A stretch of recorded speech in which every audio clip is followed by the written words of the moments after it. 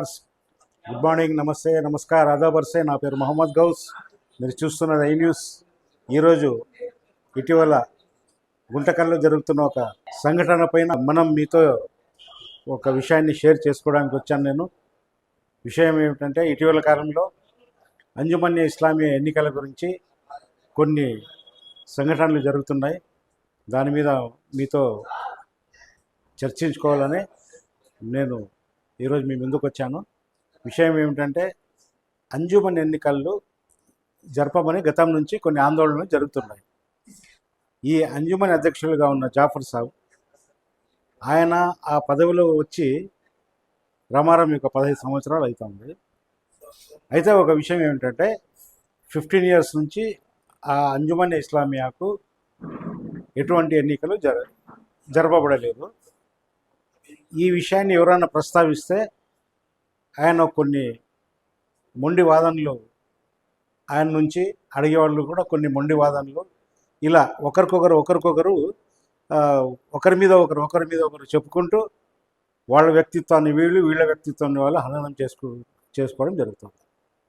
అయితే ఇక్కడ ఒక విషయాన్ని నేను అందరికీ స్పష్టంగా చెప్పదలుచుకున్నాను. ఏమిటంటే, అంజుమన్ ఇస్లామియా ఇప్పుడు ప్రస్తుత అధ్యక్షులు జాఫర్ సాబ్ గారు గతంలో ఒక పోలీస్ అధికారిగా పనిచేశారు. తర్వాత ఆయన అంజుమన్ ఇస్లామియాకు అధ్యక్షులు అయ్యారు. రిటైర్ అయిన తర్వాత అంజుమన్ ఇస్లామియాకు అధ్యక్షులు అయ్యారు. ఆయన వృత్తి కాలంలో వదిలేయండి. అంజుమన్ ఇస్లామియాకు ఆయన అధ్యక్షుడైన తర్వాత ఆయన మీద ఎవరు ఎటువంటి ఆరోపణలు చేయలేదు. మొన్నటికి మొన్న కూడా ఏదో అన్నారేమో, నాకైతే తెలియదు. కానీ అయితే ప్రతి సందర్భంలో, ఎందుకు ఇటీవల కాలంలో నేను అనంతపురం పోయాను, అక్కడ కొంతమంది అడిగారు, ఏంటి మీ గుండకల అంజుమన్ ఆ తీరుగా జరుగుతుంది, ఏంటి సమస్య? ఏదైనా డబ్బులు లావాదేవీలు అంటే కాదు, డబ్బుల విషయం అయితే కాదు. జాఫర్ సాబ్ గారు తన చేతి నుంచి ఖర్చు పెట్టే తత్వం కానీ, ఒక కమిటీ డబ్బుల్ని తినాలనే ఒక స్వార్థమైన మనిషి అయితే ఆయన కాదు అని కూడా విస్పష్టంగా చెప్పాం. ఇదే మాట చాలాసార్లు చాలా కమిటీ సమావేశాలు కూడా చెప్పడం జరిగింది. అయితే ఈ మధ్య కాలంలో జరిగిన ఒక విచిత్రమైన విషయం ఏమిటంటే, ఆయనకు ఎన్నికలు జరపమని ఎవరైనా అడిగితే ఆయన కొంతమంది నుసిగొలుపుతారు, వాళ్ళు వచ్చి వీళ్ళ మీద పడతారు. ఈ తెలుగుదేశం మైనార్టీ నాయకులు కొంతమంది అంజుమన్ ఎన్నికలు జరపమని డిమాండ్ చేశారు. అది షాదీఖానాకు సంబంధించిన వాళ్ళు చేశారు. ఇమ్మీడియట్గా ఆయన ఏం చేశాడు, మీరు షాదీఖానాలో మీకు ఎంత వస్తుంది, మీరు ఎంత సంపాదిస్తున్నారు, 1. 2, గుంటకల్ ముస్లిం శ్మశాన వాటికకు సంబంధించిన విషయాన్ని కూడా లేవనెత్తారు. దానికి ఒక స్థలం బాడీకి ఇచ్చారు, అదేంటి, ఎవరిని అడిగి ఇచ్చారు, ఎవరబ్బ సొత్తు, ఎవరమ్మ సొత్తు, ఇలాంటి మాటలు మాట్లాడినారు. అయితే ఒక విషయాన్ని కూలంకుషంగా నేను చెప్తున్నాను. జాఫర్ సాబ్ గారు, మీరు అంజుమన్ సొమ్ము తింటున్నారని ఎవరు అనలేదు. రికార్డెడ్గా చూపిస్తారా? ఎవరు అనలేదు. ఎన్ని సమావేశాల్లో కూడా నాకు కావాల్సిన నాతో క్లిప్పింగ్స్ ఉన్నాయి సార్, నేను మీకు చూపిస్తాను చూడండి. ప్రతి ఒక్క సమావేశంలో కూడా ఎవరు అడిగినా కూడా ఇదే మాట చెప్పుకుంటూ పోయాను. ఎందుకంటే ఆయన చేతి నుంచి పెడతారు తప్ప ఆ కమిటీకి సంబంధించిన లావాదేవీల్లో ఆయన రూపాయి ముట్టారు అనుకుంటే చెప్పుకుంటూ వచ్చాను. అయితే సమస్య ఎక్కడ వస్తూ ఉందంటే, ఎన్నికలు జరపడానికి మీకు ఎందుకు సమస్య, మీకు ఆ సమస్య ఎందుకు వస్తూ ఉంది మీకు? ఇప్పుడు ఇంతమంది ఎన్ని రకాలుగా సార్, ఒక విషయము, 4 years బ్యాక్ మీరు ఇదే ఎన్నికలు జరుపుతామని నాకే ఒక ఇంటర్వ్యూ ఇచ్చారు. ఒకసారి క్లిప్పింగ్ చూడండి సార్. మీరు గతంలో అంటే 2026లో ఈ ఎన్నికల గురించి అదే అంజుమన్ ఆఫీస్లో గుంటకల్ ఖాజీ సయ్యద్ సత్తార్ సాబ్ ఆయన కూడా ఉన్నారు అక్కడ. మరి కొంతమంది ఎల్డర్స్ గురించి వాళ్ళ సమక్షంలో నేను ఆయన ఒక ఇంటర్వ్యూ చేశాను. ఆ ఇంటర్వ్యూలో ఆయన చెప్పిన మాట సార్, ఇప్పుడు చెప్పండి, ఈరోజు ఏం నిర్ణయం తీసుకున్నాం చూడండి. ఈరోజు మేము ఈ అంజుమన్ ఇస్లాం అనేది ఈ ముస్లిం కమ్యూనిటీకి పెద్ద కమిటీ. ఈ 21 మసీదులు ఉన్నాయి ఇక్కడ. ఆ 21 మసీదులు ప్లస్ అంజుమన్ ఇస్లామియా వీళ్ళంతా కలిసేసి కొత్త కమిటీని ఎన్నుకోవాలా. ఎప్పుడైనా కానీ ఎన్నుకోవాలంటే మాకు ఎలక్షన్ జరిగినప్పుడు కూడా ఆ కమిటీలో ఎన్నుకున్నాయి. కమిటీలకే సర్వాధికారం ఉంది. ప్రెసిడెంట్ ఎన్నుకోవడం కానీ, వైస్ ప్రెసిడెంట్ కానీ, ఎగ్జిక్యూటివ్ బాడీ కానీ అదంతా వాళ్ళదే ఉంది. వాళ్ళకే అధికారం.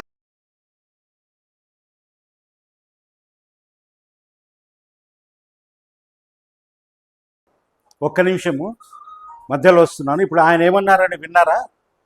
ఈ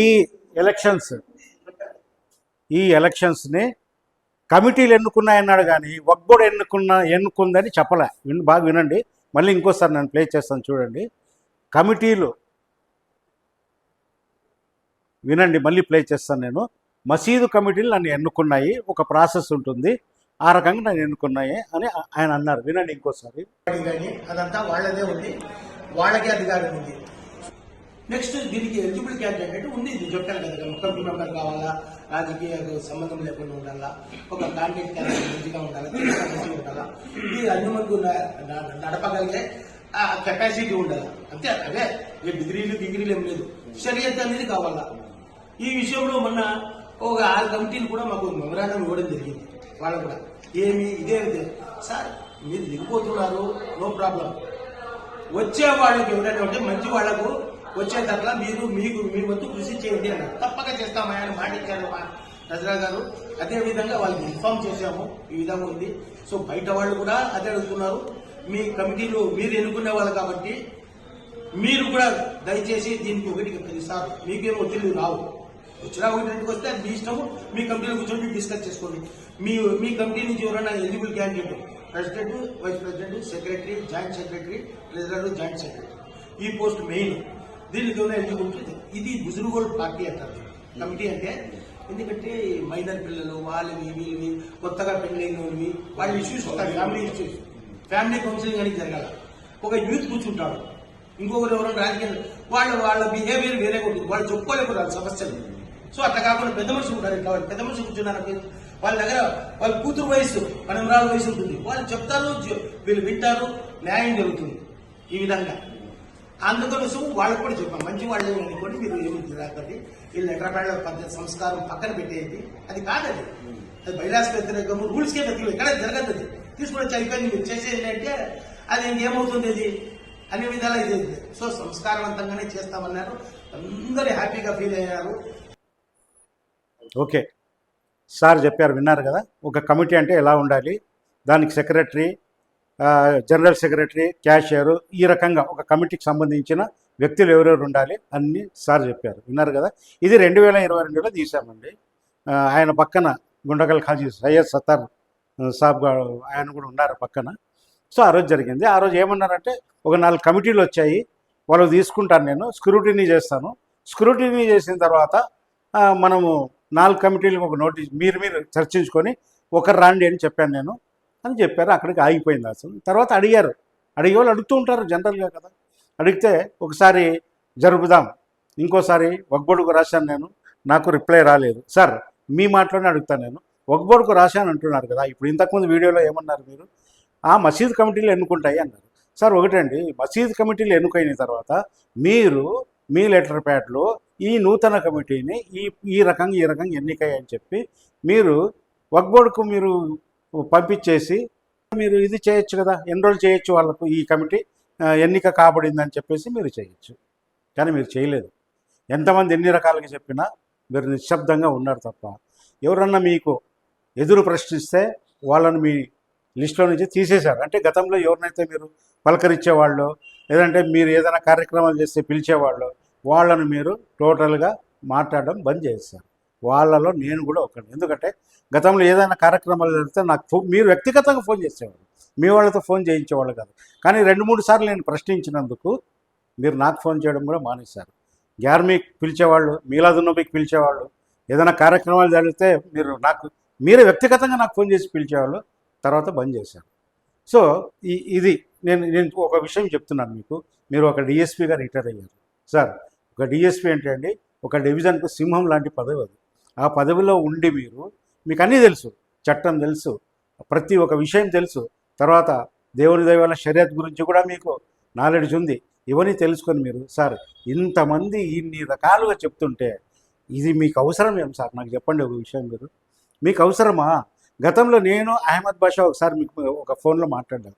సార్ మీ మనసులో ఏదైనా ఉంటే చెప్పండి, మీరే ఉంటారంటే అబ్బాయి నాకు అలాంటి ఆలోచన ఏం లేదు అన్నారు. చెప్పి కూడా మీరు 5 years అయిపోయింది సార్.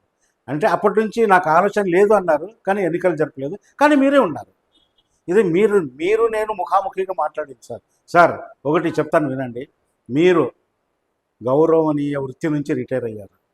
ఈరోజు ఈ పదవి కోసం మీకు దారైన పోయే దానయ్యలు కూడా మిమ్మల్ని ప్రశ్నిస్తుంటే మీకు కాదు సార్, మాకు తలవంపులు అవుతా ఉంది మాకు. నిజంగా అంటే సార్ నేను అషేముడు సార్, నేను చాలా తలవంపులుగా ఇది చూసాను. ఇంకో విషయం సార్, మీరు షాదీఖానాకు కోట్లు వస్తాయన్నారు. ఎవరన్నారు సార్ మీకు కోట్లు వస్తాయని? అంత ఇన్కమ్ ఉందేం సార్ చెప్పండి? అంత ఇన్కమ్ ఉందా? నేను వాళ్ళని వెనకేసుకో రావట్లేదండి. వాళ్ళు మీకు కూడా పరిచయం, నాకు కూడా పరిచయం, అందరికీ పరిచయం. గతంలో ఇదే షాదీఖానా గురించి నేను ఒక వీడియో కూడా తీశాను. మీకు నేను పర్సనల్గా పంపిస్తాను, ఆ వీడియో చూడండి. నేను అక్కడ ఏమేమి జరుగుతుందో మొత్తం క్లియర్గా చెప్పాను. ఇదే విషయాన్ని నేను పలుమార్లు షాదీఖానా గురించి హెచ్చరించాను. అయితే మీరేమంటున్నారు, 10 కోట్ల రూపాయలు వస్తున్నాయి సంవత్సరానికి, 2 కోట్లు అంటున్నారు. సార్, మీకు సంబంధించిన వ్యక్తులు అంటే మీ దగ్గర ఎక్కువగా కలివిడిగా ఉండేవాళ్ళు, వాళ్ళు కూడా ఆ కమిటీ సభ్యులే కొంతమంది ఉన్నారు. వాళ్ళకి అడగండి మీరు ఎంత వస్తుంది ఏంటి అడగండి సార్. తర్వాత 13,000 15,000 ఎవరో ఒక ఆయన కూర్చొని చెప్పాడు. ముందు 13,000 అన్నారు, 13,500 అన్నారు, తర్వాత సామాన్లు అన్నారంటే ఇదే విషయం మేము ప్రశ్నిస్తే 13,500 అది వాళ్ళు ఒక రేటు పెట్టారు. కాదు కూడదు అంటే తగ్గిస్తున్నారు. చాలామందికి తగ్గించారు కూడా. ఒక రేట్ ఫిక్స్ చేశారు వాళ్ళు, ఈ రేట్ ఇది, అదేం గవర్నమెంట్ ప్రాపర్టీ కాదు, ఇదే రేట్ ఫిక్స్ అనేది, అదే అంతే అనేది లేదు కదా. అడిగితే తక్కువ చేస్తారు. అడిగి చేయించుకున్న వాళ్ళు కూడా చాలామంది ఉన్నారు. నెక్స్ట్ సామాన్ల గురించి ఆయన ఎవరో చెప్పారు, నేను చెప్తున్నాను చూడండి. గత కమిటీ సామాన్లు ఒక్క సామాన్ లేదండి, వీళ్ళు కొత్తవి తెచ్చారు. వీళ్ళ వ్యక్తిగత డబ్బులు పెట్టి తీసుకొచ్చారు. వ్యక్తిగత డబ్బులతో తెచ్చినప్పుడు దాన్ని ఆ డబ్బులను అయ్యా షాదీఖానా ఇస్తున్నాము, మీరు బయట నుంచి సామాన్లు తెచ్చుకోండి అంటే మళ్ళీ విమర్శలు వస్తాయి. అందుకే వీళ్ళే తెచ్చిపెట్టి దానికి మేము బాడుగలు తీసుకుంటున్నామని వాళ్ళు అన్నారు. సో రీజనబుల్ కాజ్ అని చెప్పి మేము కూడా ఏం ప్రశ్నించలేదు వాళ్ళు. అది తర్వాత సార్, ముస్లిం ఖబరస్థాన్ ఆ స్థలము వెనకాల ఒక స్థలం ఉంది. ఆ స్థలాన్ని ఎవరిని అడిగి ఇచ్చారు అన్నారు. అయ్యా మీరు ఉన్నప్పుడే అక్కడ వైన్ షాప్ ఉన్నది సార్, బార్ ఉన్నది. అంటే మీరు ఇంకా సర్వీస్లో డ్యూటీలో ఉన్నప్పుడు ఉండింది, అప్పుడు కూడా మీకు బాధ్యత ఉంటుంది కదా. తర్వాత కూడా ఏమైంది, తర్వాత వచ్చి బ్యాంక్ ఇచ్చారు. బ్యాంకుకి ఇచ్చినప్పుడు ఆ బాడుగులు వచ్చాయి. బ్యాంక్ వాళ్ళు సర్టెన్ అమౌంట్ పే చేశారు. ఆ బ్యాంక్ వాళ్ళు పే చేశారో ఆ ఓనర్ పే చేశాడో తెలియదు, కానీ సమ్ అమౌంట్ వచ్చింది. మీరు అప్పుడు ఎందుకు ప్రశ్నించలేదు? ఇప్పుడు ఎందుకు ప్రశ్నిస్తున్నారంటే ఆ జమాతా ఇస్లామీలకు ఆ అమౌంట్ పోతా ఉంది. ఆ జమాతా ఇస్లామీల తరఫు నుంచి సీఎం ఫిరోజ్ అతని కమిటీ వాళ్ళు మిమ్మల్ని ఎన్నికలు జరపమని నిలదీస్తున్నారు కాబట్టి ఆయన మీద పడ్డారు. ఇది మీకు వచ్చిన ఆలోచన కాదు, ఎవరి ఆలోచన కూడా నాకు తెలుసు.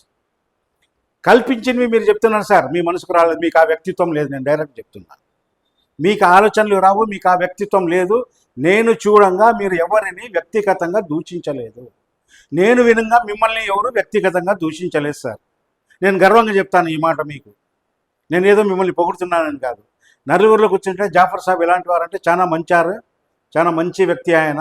కాకపోతే అంజుమన్లో కూర్చున్నారు ఆయన గట్టిగా, ఎందుకు వదలడం లేదు అన్నారు తప్ప జాఫర్ సాబ్ అంజుమన్లో కూర్చొని వేలు లక్షల తిన్నారని ఒక్కడు సార్, ఒక్క వ్యక్తి కూడా నాతో అనలేదు సార్.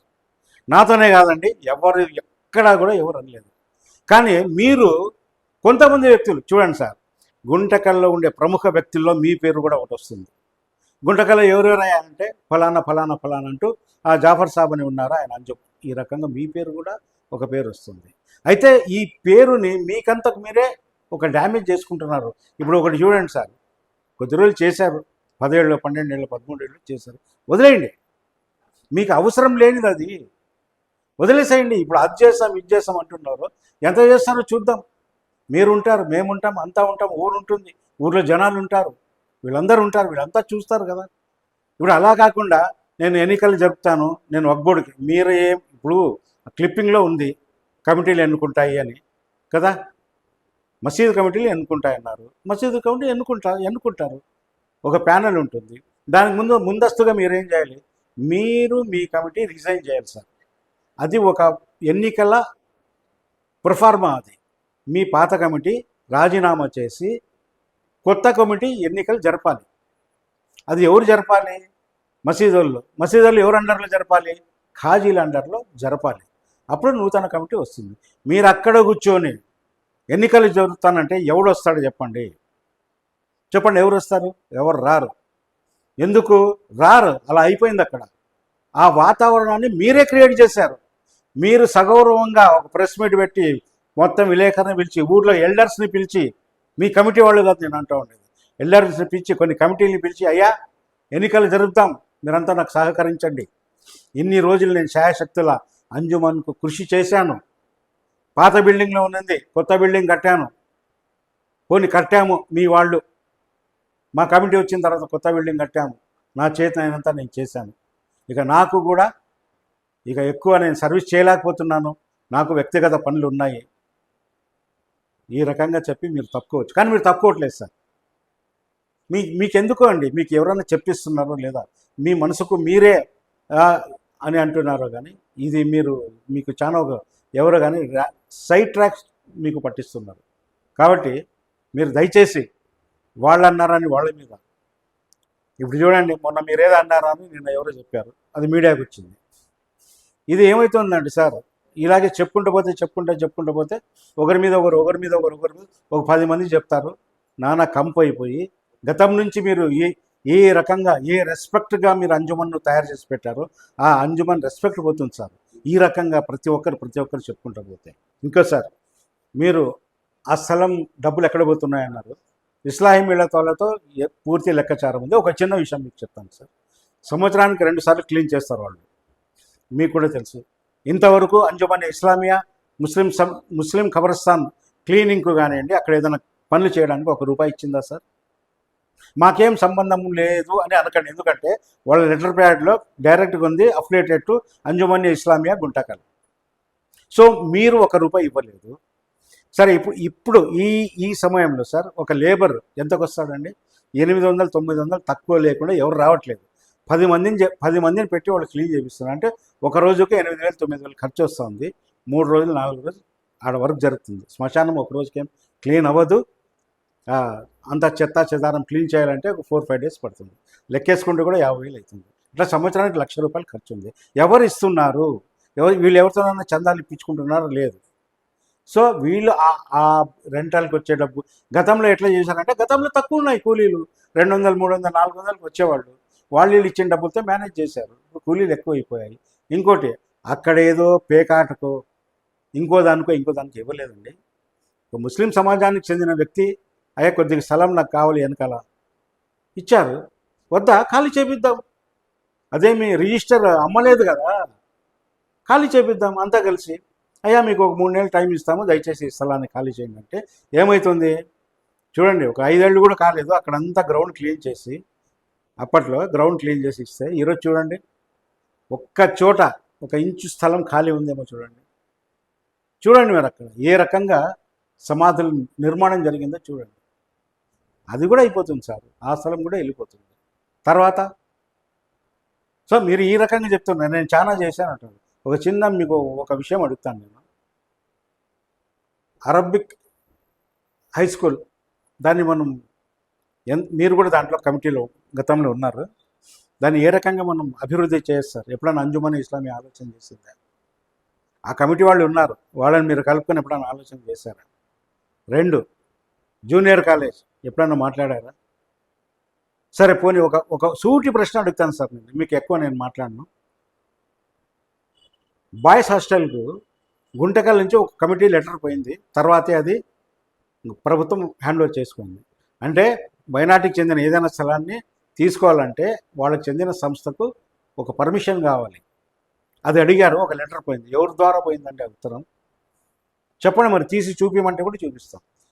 సో ఇవన్నీ ఉంటాయి సార్. మంచి చేయాలని ఒకసారి పొరపాట్లు జరుగుతుంటాయి. మీరేమి చెడ్డవాళ్ళు కాదు, యువతలు ఉన్నోళ్ళు ఏమి చెడ్డవాళ్ళు కాదు, మిమ్మల్ని విమర్శించే వాళ్ళు చెడ్డవాళ్ళు కాదు. సమస్య ఎన్నికల దగ్గర వస్తాం. కాబట్టి మీరు ఏదో 6వ నెలలో 7వ నెలలో జరుపుతాను, నేను వక్బోర్డుకు రాశాను, వక్బోర్డు నుంచి రిప్లై రాదు, మీరు ఎన్నికలు జరపరు, అందరూ ఇదే మాట అంటున్నారు.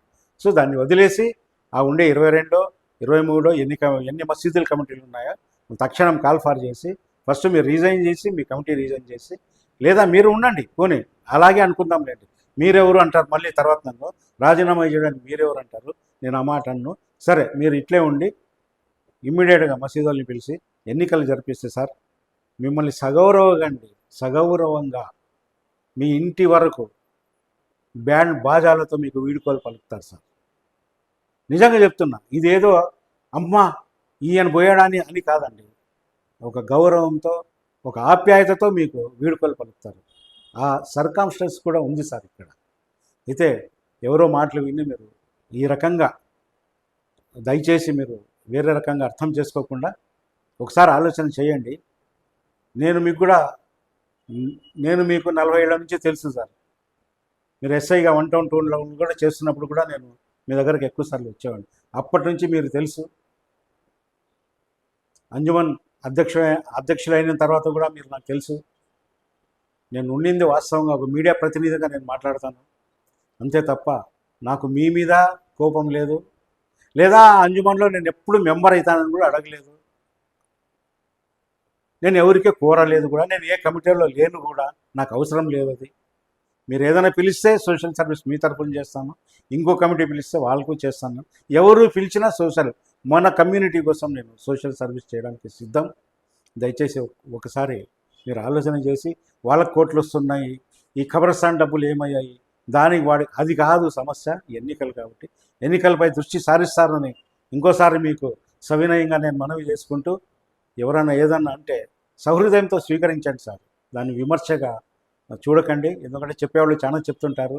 ఇంకోటి, మీ కోపాన్ని అర్థం చేసుకోగలము. అది వయసు తెచ్చిన ఒక తంటా కూడా అది. ఆ కోపం అనేది వయసు కూడా ఉంటుంది. దాన్ని కూడా మేము అర్థం చేసుకోగలము. కుటుంబాలు ఉన్నాయి. బాగా ఉండండి సార్, మంచిగా ఉండండి. తర్వాత నేను అందరికీ ఒక విన్నపం చేస్తున్నాను. ఎండలు చాలా ముదిరిపోతున్నాయి. ఎండాకాలం 40 డిగ్రీ సెల్సియస్ వస్తూ ఉంది. ఇంకా రాను 42, 43, 44 వరకు కూడా పోతుందని హెచ్చరిస్తున్నారు. మీ ఇంట్లో చిన్నపిల్లలు ఉంటే ప్రతి గంటకు ఒకసారి నీళ్లు లేదా మజ్జిగ తాపియండి. మీరు కూడా 10, 11, 12 గంటల లోపల మీ వ్యక్తిగత పనులు ఏమైనా ఉంటే పూర్తి చేసుకోండి. ఆఫీసులు అంటే వాళ్ళకు వాళ్ళకి తగ్గట్లు ఏర్పాట్లు ఉంటాయి ఎండకు. సో బయట తిరిగేవాళ్ళు లేబర్స్ కానీ ఎదుగుతుంది మీరు చూసి, ఎందుకంటే వడదెబ్బ తగిలితే పోయి మన ప్రాణాలు, సూర్యుడికి ఏం కాదు, భూమికి ఏం కాదు, మీ ప్రాణాలు, అందరి ప్రాణాలు. మనం అంతా జాగ్రత్తగా ఉండాలి. కాబట్టి ఈ ఎండాకాలంలో తగు జాగ్రత్తలు తీసుకోండి. క్యాప్ పెట్టుకోండి. క్యాప్ ఇంకా మంచిదంటే రౌండ్ క్యాప్లు వస్తాయి, ఏవి అల్లినవి వస్తాయి. ఆ క్యాప్స్ పెట్టుకోండి. ముఖమంతా కవర్ అవుతుంది. ఇంకోటి, అది సైంటిఫిక్గా అది ఎంత మాత్రం వాస్తవమో నాకైతే తెలియదు, కానీ ఎర్రగడ్డ, ఆనియన్ జోలో పెట్టుకుంటే వడదెబ్బ తగలదు అంటున్నారు. అది పెట్టుకుని ఊరంతా తిరుగుతామని కాదు. ఎందుకో అది ఒక సైంటిఫిక్గా నాకైతే తెలియదు, కానీ అంటుంటారు పెద్దవాళ్ళ మాట బంగారు మాట అది. కాబట్టి అది కూడా అవి కూడా ఏదైనా ఉంటే అలా ఒకసారి చూసి మీ జాగ్రత్తగా ఉండాలని మరోసారి విన్నవించుకుంటూ, చూస్తుండండి మా ఛానల్. షేర్ చేయండి, లైక్స్ ఇవ్వండి, అలాగే సబ్స్క్రైబ్ చేయడం మర్చిపోకండి. దయచేసి మీరు కామెంట్లు కూడా, నేను చెప్పేది మీరు కామెంట్లు పెడితే నాకు అర్థమవుతుంది. కాబట్టి దయచేసి కామెంట్లు కూడా పెట్టండి. Thank you very much.